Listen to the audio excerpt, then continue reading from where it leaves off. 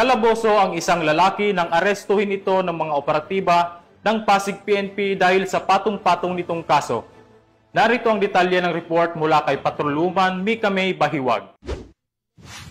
Arestado ang isang lalaki ng mga tauhan ng Pasig City Police Station bandang 5:45 ng hapon sa kahabaan ng Tambakan 2, Tuason Compound, Barangay San Miguel, Pasig City nitong ika-2 ng Hulyo, taong kasalukuyan. Kinilala ang suspect na si alias Marshall, 49 anyos at residente din sa nasabing lugar kung saan ito naaresto.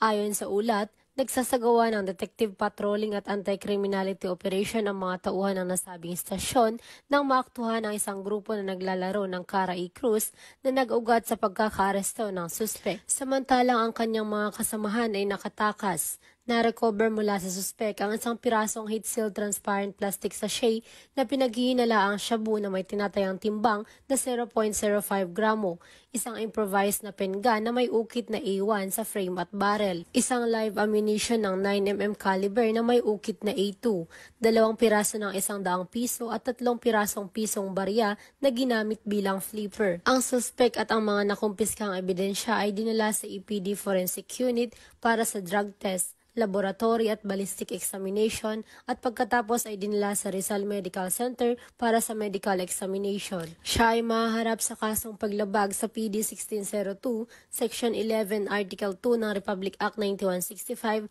o ang Comprehensive Dangerous Drugs Act of 2002 at Republic Act 10591 o ang Comprehensive Firearms and Ammunition Regulation Act.